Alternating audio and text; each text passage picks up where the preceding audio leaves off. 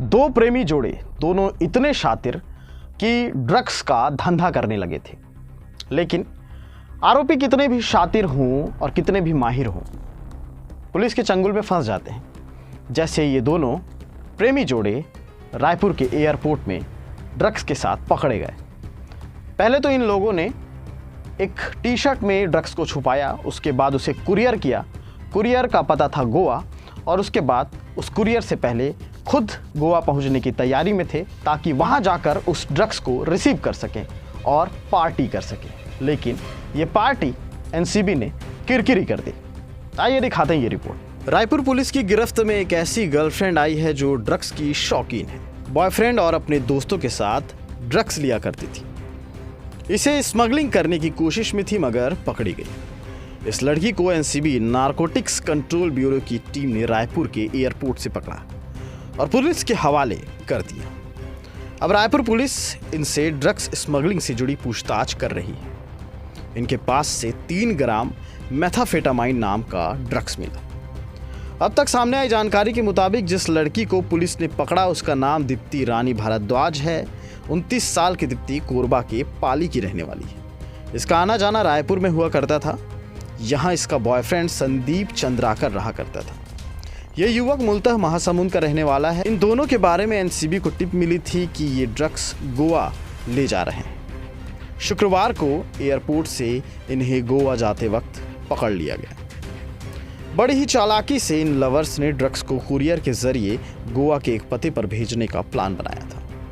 इन्हें डर था कि ये एयरपोर्ट पर पकड़े जा सकते हैं, इसलिए प्लान ये था कि टी शर्ट में ड्रग्स रखकर किसी कुरियर कंपनी से गोवा भेजेंगे, फिर अपने बताए पते पर गोवा जाकर पार्सल रिसीव कर लेंगे। दोनों ने ऐसा ही किया। असल में दोनों ने गोवा जाकर पार्टी करने और छुट्टी मनाने की प्लानिंग की थी। इसके बाद लड़की ने टी शर्ट के भीतर ड्रग्स रखकर देवेंद्र नगर की मारुति कुरियर नाम की एजेंसी पर जाकर पार्सल छोड़ा।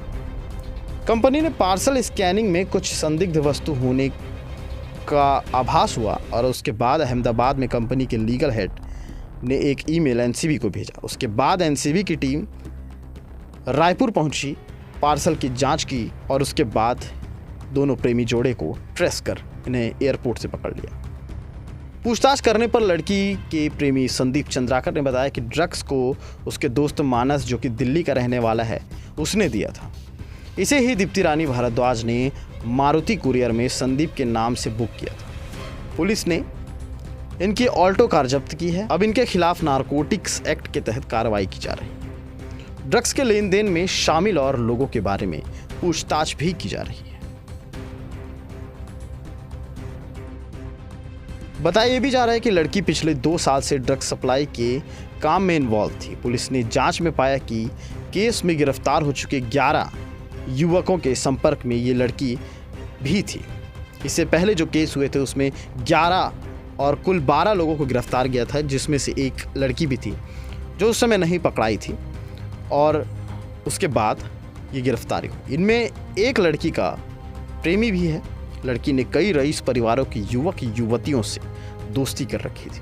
उन्हें कोकीन देकर नशे का आदी बनाने का काम कर रही थी ताकि वो ड्रग्स लेते रहें और इनकी कमाई होती रहे।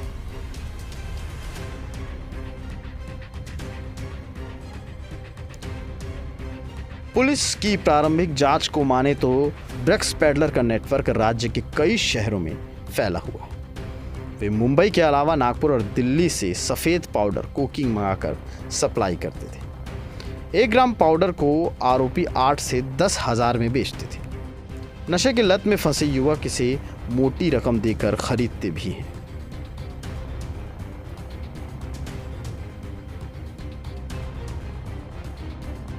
सरफरोश फिल्म का एक गाना है कि चंद सिक्कों के लिए तुम न करो काम बुरा, हर बुराई का सदा होता है अंजाम बुरा। तो अंजाम बुरा जो था उसका परिणाम आपने देखा।